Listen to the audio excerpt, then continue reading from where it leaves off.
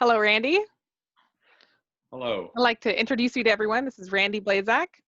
He's a hate crime scholar, and you've been studying hate crimes for about 35 years, I believe, Yes. and domestic terrorism. So it's great to have you with us. Do you want to tell the audience a little bit more about yourself? Well, I wear a lot of hats. I'm a sociologist, and I did my research during the rise of the racist skinhead movement in the 80s and 1990s, doing what we call field research, studying skinheads in their natural environment. And then I moved to Portland once I earned my PhD. And Portland has a history of racist violence, including by skinheads. So it was kind of a perfect place for me to land as an academic. I'm also the chair of the Oregon Coalition Against Hate Crime. So besides researching skinheads and racist violence and extremism, I'm also part of a community response to those threats that includes law enforcement, local, state, and federal government. So it's a good example of taking your academic experience and your research and putting it to work in the community. And so we've been pretty busy lately, as you might guess.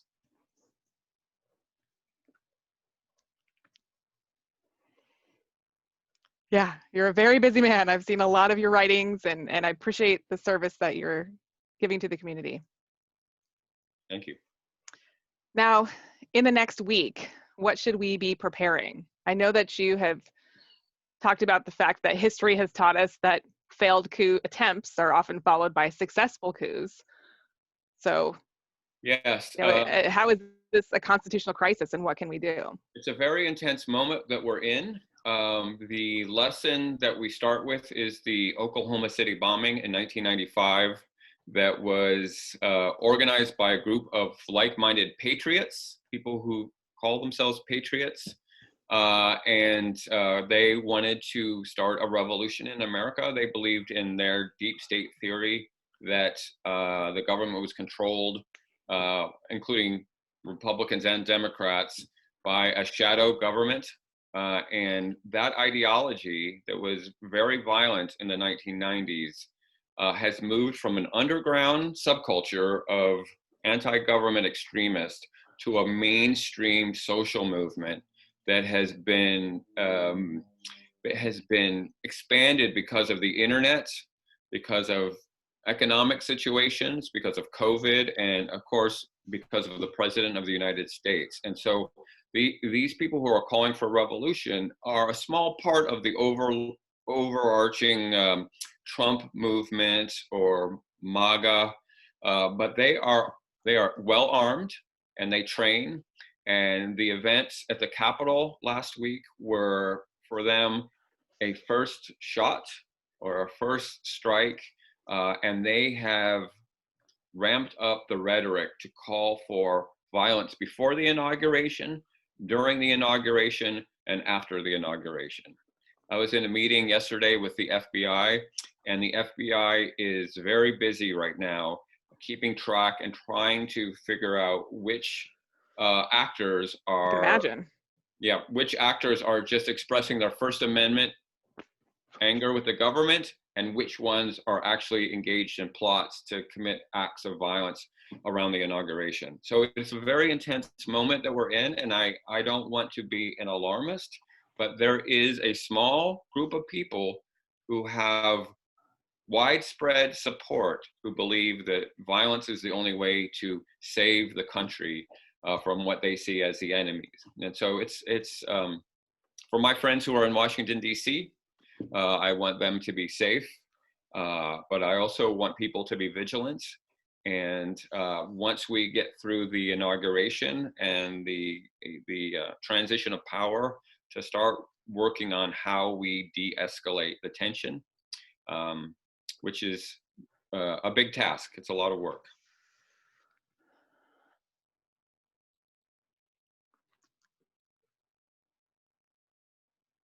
Absolutely. And that's the cause of a lot of this fear. Right. So, in planning for a worst case scenario, what can we do? That's a good question. Well, the first is to neutralize the threat. the first step of the problem is to make sure that people are in fact safe. There are people who are traumatized, people who are anxious, people who are frightened, and this includes people from communities of color, um, differently abled communities, religious communities, but also people who work in government, including federal workers and state workers, who all feel at the moment like they are at risk. So we want those people to feel safe. And so the best thing to do at the moment is to share as much information as possible about perceived threats. So if, for example, I had an attorney friend of mine from high school contact me and said, I have a friend who is a firm believer in the QAnon conspiracy theory. And she's talked a lot about revolution and she's frightening me. And I connected my friend to the FBI because you don't want to take any chances. I said, here's an FBI agent, special agent who works on these issues. Please talk to this agent and let's put that information into the body of information that law enforcement are looking at. This is a time where we really have to work hand in hand with law enforcement and our community partners, because we could have another Oklahoma City or worse. So there is a saying in anti-terrorism: if you see something, say something. We often tell people, to look out for packages and suspicious activity. And sometimes there are civil liberties issues there because a lot of us are acting suspicious ways. But over the next week or so, we really have to be vigilant around these threats, especially if people have people in their family or in their community that are militant anti-government actors who have now ramped up their behavior. It's a time for vigilance. It's a time for vigilance. It's a time, but it's also a time to help people's anxiety, because I know that there are people who are feeling very nervous right now. So we want people to be safe, but we also want to do the work we need to do to reduce the threat.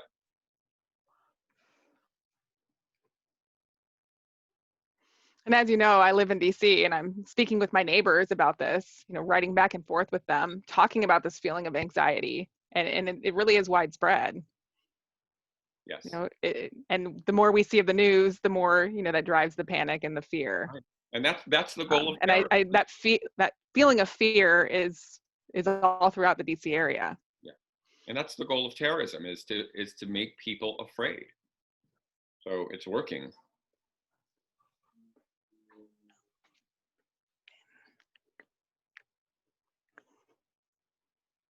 Absolutely. Absolutely. And honestly, I didn't see this coming. I remember being a senior in high school and seeing the Oklahoma City bombing happen.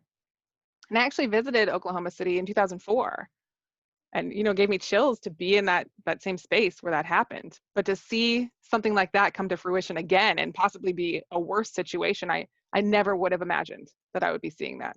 Yes, it's sad, but those of us that have been watching this have been watching it evolve and grow. And it's just been the most unexpected variable to have the President of the United States add to the momentum of this movement. Instead of pushing people away from extremism, he's been shoving them into it because it revolves around him and it makes him feel good about himself. There may be some psychological issues there, like, did his mother love him enough? I don't know. That's not my area. Right, it's an ego thing. Absolutely. Yeah. But to have a president, a charismatic president, we've seen this in history, whether it's Mussolini or Hitler or cult leaders, you can have a charismatic leader who can bring people into a mindset and a behavior set that they never would have. We had, I don't know if you were around in Oregon, Jason, in the 80s, but there was a cult called the Rajneeshis in the Oregon Gorge. Yep.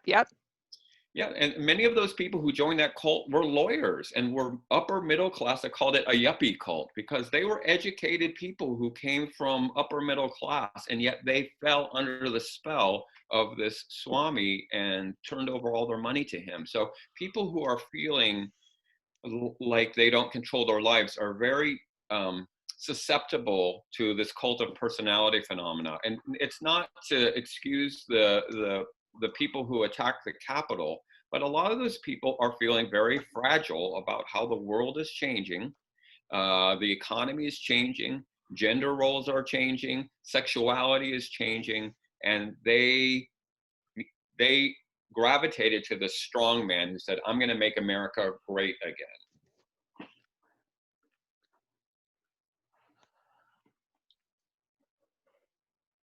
Right. And he's very supportive of the idea of toxic masculinity and the egotistical masculine, you know, Yes, person. And so he's very much about that ideal.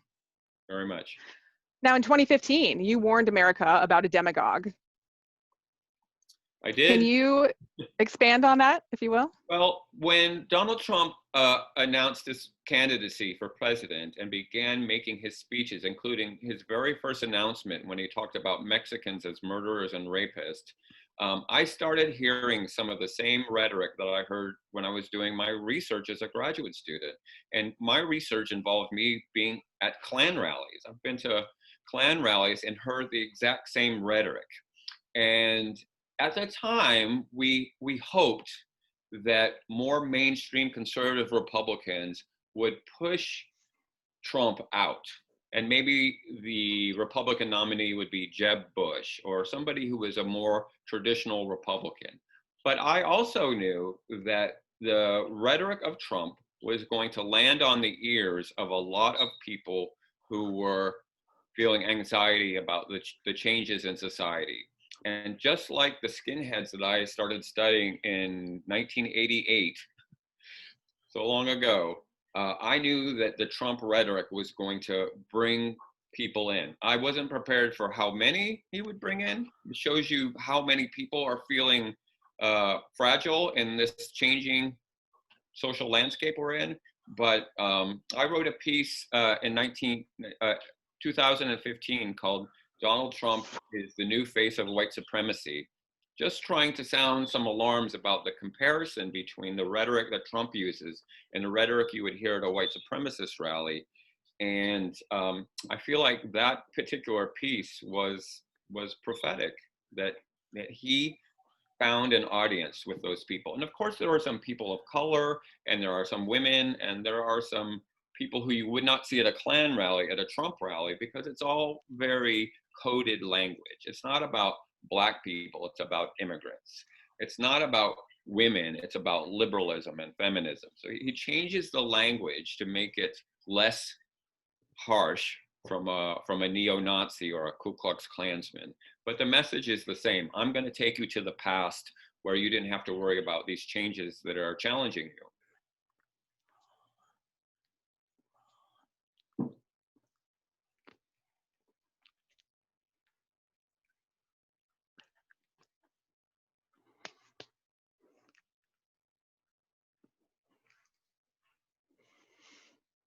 Yeah. You know, I remember visiting New York City back in maybe 2012. My brother and I were going around the city and we saw the Trump Hotel.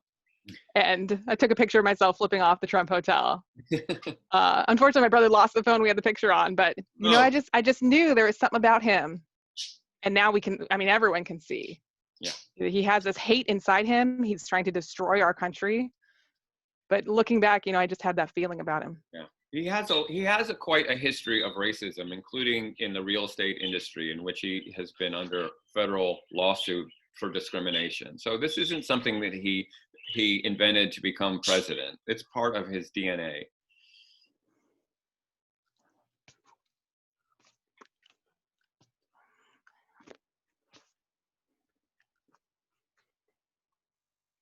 Absolutely. And, you know, he has a history of making fun and being offensive to Indigenous people, you know, saying that people look Indigenous and that being an insult. Yep, he definitely has a long history. Now, Ibrahim X. Kendi or Ibram X. Kendi, has written a powerful article recently, just a couple days ago, entitled "Denial is the Heartbeat of America." It was published in The Atlantic. His quote says, "It is, they are, all of what we saw at the US Capitol is part of America. But what is also part of America is denying all of what is part of America. And actually, this denial is an essential part of America. Denial is the heartbeat of America." What do you think of that quote? Why is America still in denial? Yeah, and this is a core issue to our racial problem. It was hopeful that one of the books that was selling quite well besides his book over the summer was White Fragility by Robin DiAngelo, about why is it so hard for white people to talk about race? Because it requires a conversation about white privilege, requires a conversation about how we still benefit from the sins of the past. When I grew up in Georgia, white people would say, well, slavery ended in 1865. Everything's fine now. What are these black people complaining about? And in fact, the evils of racism are still with us, including the dehumanization of people of color, of people who are sexual minorities, of people with disabilities. That we have taken the idea of slavery and used it to create a power dynamic that marginalizes many people, not just black people, but especially black people. And in other countries, I'm glad you asked this question, by the way. In other countries, they are willing to have conversations. How did Germany move past Hitler and the Third Reich? How did South Africa move past apartheid? They had a conversation with themselves about truth and reconciliation, to have a coming to terms of what we did, even if I wasn't born then, what we did and how we benefit from it and how we heal that wound. We have never had that conversation in America. We have never looked at the generations of trauma caused by slavery and how that has gone unattended to, and that trauma has passed from generation to generation to generation to the present. This is why we say Black Lives Matters, because people who are Black know their lives have not mattered in the bigger picture. And so this is such an important issue that we have to have a real conversation about not just racism and the history of racism, but how we white people in 2021 benefit from racism. And that's a hard thing, because that means looking in the mirror, right? We like to think it's their problem, it's not my problem. We have to be very reflective. And the work that I do as a anti-racist academic is not just about understanding the Nazis and the skinheads and the extremists, but saying, let's look at ourselves. Let's look at how we have learned, including myself, how we have learned some of these things that reinforces that, and have these hard conversations. So one thing that I have had to teach myself to do is to shut up, is to stop talking and make space for people of color who have a different experience and perspective than mine. When I assign books to my students, I try to assign books by people of color to get a different experience than mine. My sociology students this quarter are reading The Autobiography of Malcolm X. Great book. And so yeah, it's such an important question, and I'm glad you asked it, because it's about listening, shutting up, and helping this conversation to get us to healing. You can't heal trauma unless you stop the wounding. So we're still doing a lot of wounding, whether it's hate crimes or police violence or white nationalists marching on the Capitol. We're still doing a lot of wounding. So the first step is to stop the injury, but then we really need to have this conversation so we can heal as a nation.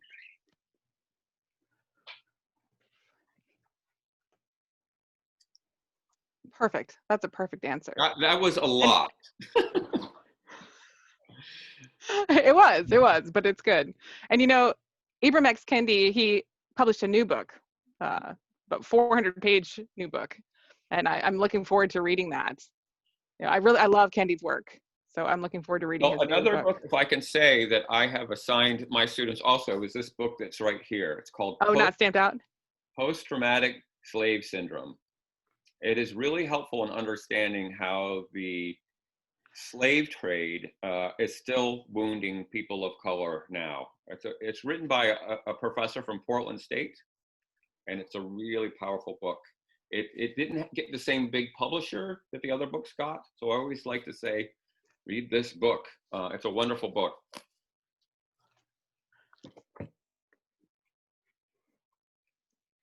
The other one being Stamped Out that I was going to Yeah, recommend. It's very good. that's Yeah. good. So I haven't finished it actually, but what I've read of it is so good. It's a lot to go through, but it's really a benefit.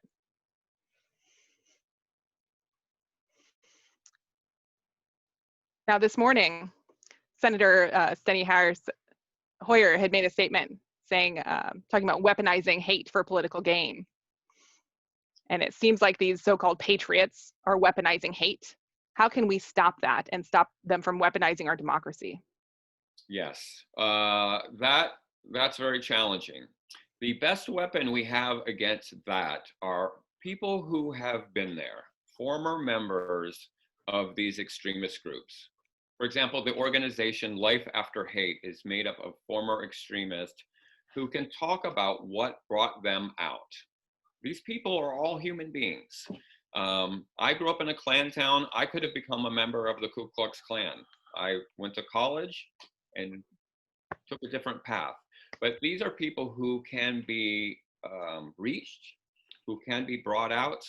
And so the formers, we call them formers, are great, a great tool, a great resource. So if we can move people out of that world, the larger issue, well, there's two parts of this. The two parts. One is we have to stop the plots. We need law enforcement, including the FBI, to make extremism a priority, like the government did after the Oklahoma City bombing, and the Trump administration hasn't, for reasons that you can guess. So we have to stop the plots. We have to stop the bombs. We have to stop the hate crimes. We have to stop the violence. The other part is we address the root causes of this, which is people not being able to make sense of how the world is changing. They don't understand why their child has a gay-straight alliance at their middle school.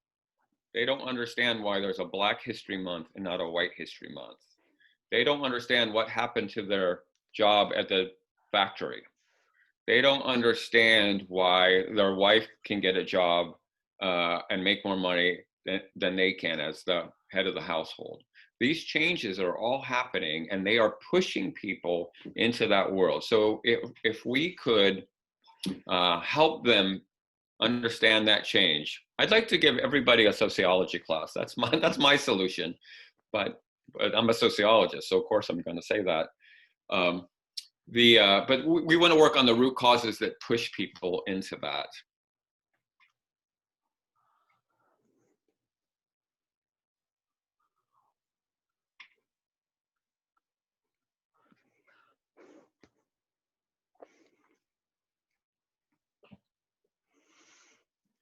Yeah, 73 million of them have to take the sociology class, so we've got a long way to go. But I agree, education is the key, but it's a long way to go. Yeah. Now, you wrote an article yesterday where you mentioned that we're in a soft civil war and that the future is hard. Can you talk more about that? Yeah. Talk more about also about counter domestic extremism and your work with that and how we can continue to counter that and what that will look like from here on out. Sure. Well, we are because we know that Trump has said to his followers, no violence, you know, we don't want you to break in, we don't want violence for the next week, but it almost feels too good to be true. Yeah. You know, we And know that Trump is Pinocchio, so how much of this can we trust? and another idea of thinking about it is the genie is already out of the bottle. That these people, the anti-government underground was here before Trump. He accelerated it, and now he can stand back and stand by.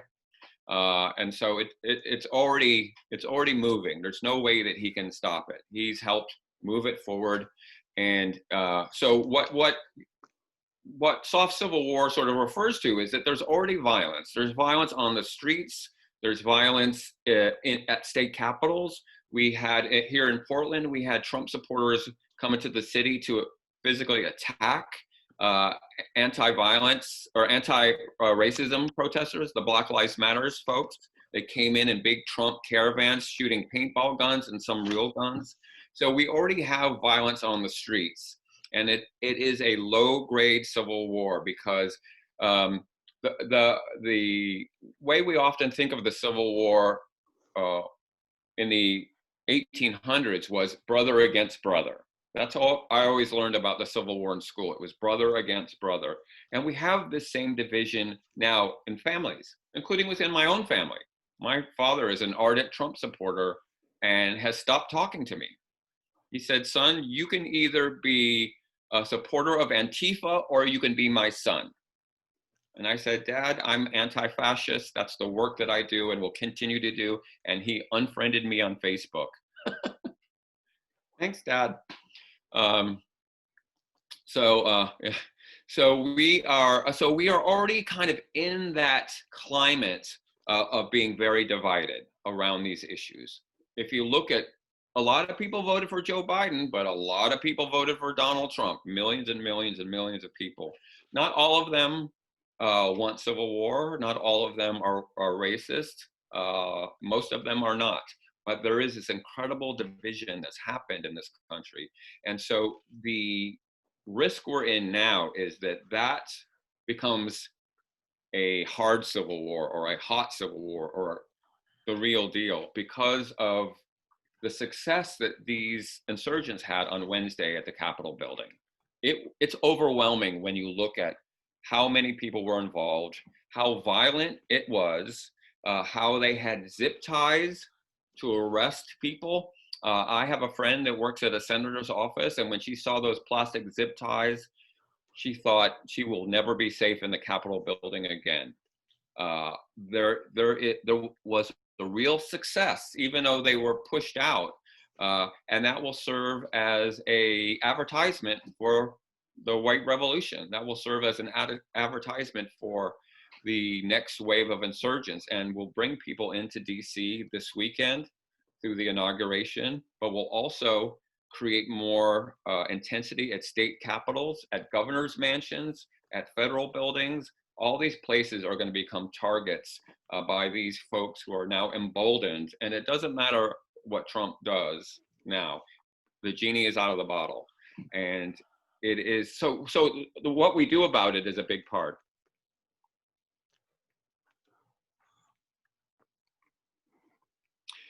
Yeah.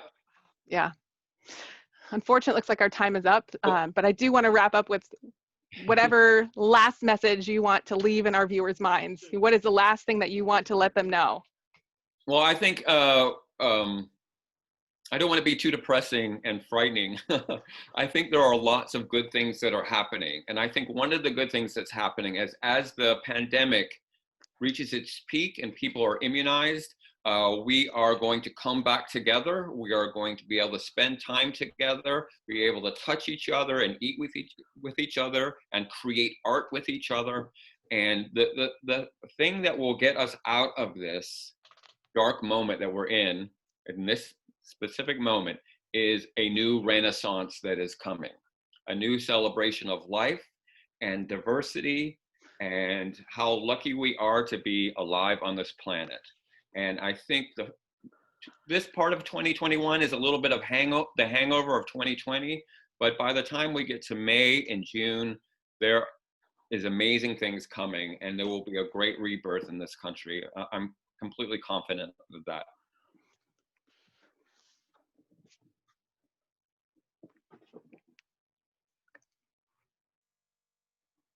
Wonderful. Yay. Wonderful. Beautiful. Couldn't have said it better. Thank you so much, Randy, for giving your time My to pleasure. Thank you. educate us. I really appreciate it. And thank you to the interpreter as well. Take care. Thank you. Bye.